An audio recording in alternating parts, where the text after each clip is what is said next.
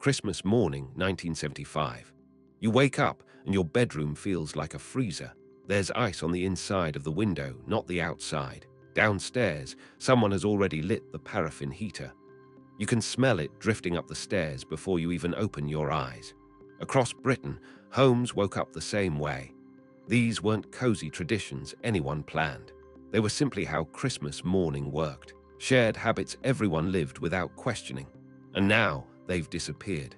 These are 12 Christmas morning traditions from the 1970s that no longer exist. If you remember them, you already know what's been lost. Scraping frost off your bedroom window. You didn't wake up chilly, you woke up frozen solid. Bedrooms were ice boxes because central heating was a luxury. Single glazed windows meant frost formed on the inside of the glass. Actual ice. Before presents, before anything else, you scratched a small clear patch in the frost with your fingernail. Kids used keys, toys, anything sharp enough. You just wanted to check had it snowed.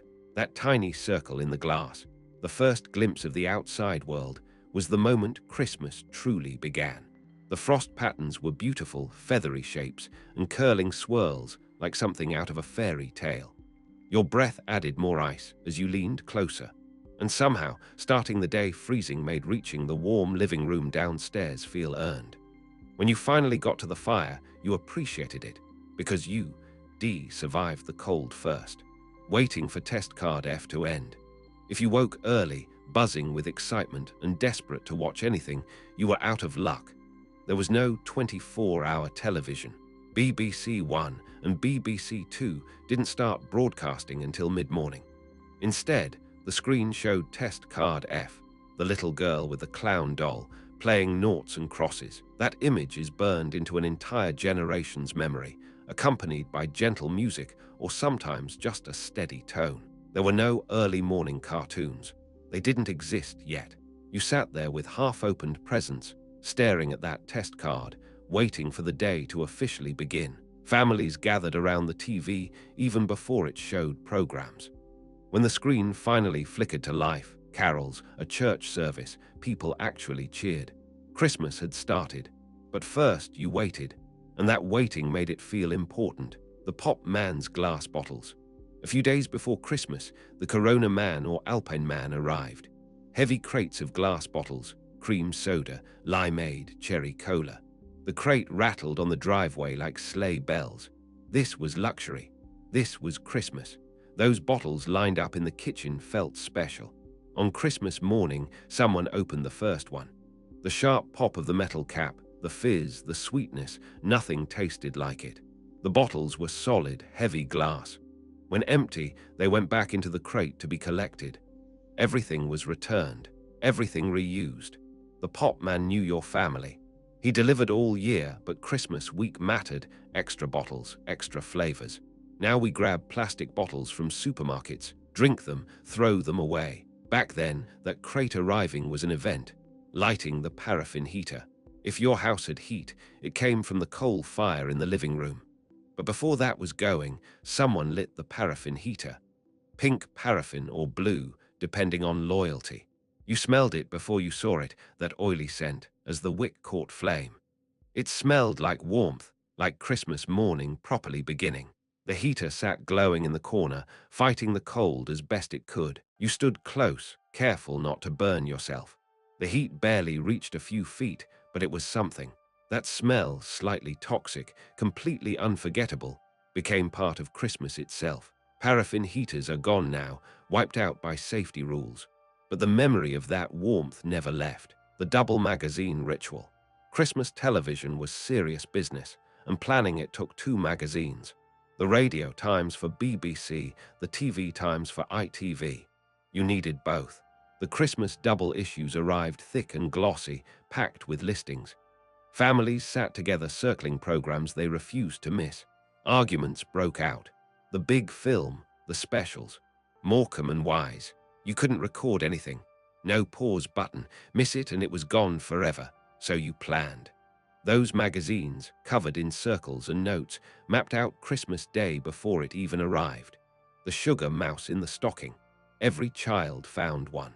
Solid sugar, pink or white, with a cotton string tail, hard as a rock.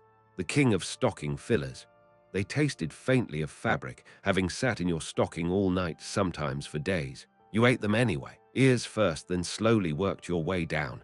They lasted forever because they were basically edible stones. Cheap, simple, ordinary, every stocking had one. Now they're novelty sweets bought for nostalgia. Back then, they were just Christmas. Burning wrapping paper in the coal fire. By mid-morning, the living room disappeared under piles of torn paper. Nobody folded it. Nobody saved it. Then Dad fed it into the fire, great screwed-up bundles tossed onto the flames. The fire roared. The chimney thundered. Everything smelled of ink and heat. Probably dangerous. Definitely smoky, but effective. No bins, no recycling. Just watching the paper curl, change color, and vanish. Christmas morning involved a bit of destruction, and somehow that felt right. Mum's 11 a.m. snowball. After the chaos, Mum poured her first drink, the snowball. Advocaat, lemonade, lime cordial, topped with a bright cherry. It lived in a small glass that stayed in the sideboard all year. She sipped it by the fire while dinner plans took shape. Thick, sweet, yellow. Kids thought it looked disgusting. Adults pretended it was elegant. Seeing Mum with her snowball meant the morning was ending. Dinner was coming. Christmas Day had begun properly. Cracking nuts with metal nutcrackers.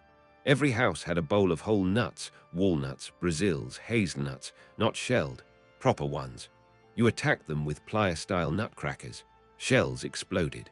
Fragments flew across the carpet. Walnut shells turned up weeks later. Getting a whole nut out felt like winning a battle. Nuts weren't an everyday thing.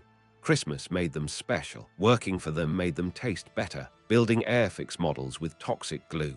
Christmas morning meant tiny plastic pieces and polystyrene cement. The smell filled the room, sharp, chemical, probably shaving years off your life. Instructions made no sense. Pieces didn't fit. Glue stuck to fingers, tables, sometimes faces. But slowly the model took shape. Toys needed effort back then. You built them, you messed them up, and you loved them anyway. The tangerine net with leaves attached. Right at the bottom of the stocking, a net of tangerines. Dusty, small, green leaves still clinging on. Before year-round supermarkets, tangerines were seasonal, Christmas only. Finding them meant Christmas was real. The room filled with citrus smell by midday, peels everywhere. They weren't luxury, they were tradition. And they mattered, changing into good clothes by midday. Christmas Day wasn't spent in pajamas. By late morning, you changed into proper clothes. Sunday best. The itchy new jumper, decent shoes. Even if no one visited, you dressed up. Christmas deserved respect. Dressing marked the shift from morning chaos to afternoon tradition. Dinner, the Queen's speech. Everyone together. Now we stay in pajamas all day. Back then, that would have been unthinkable. If you remember these, leave a comment with your favorite. Subscribe to keep these memories alive. And share this with someone who lived it too.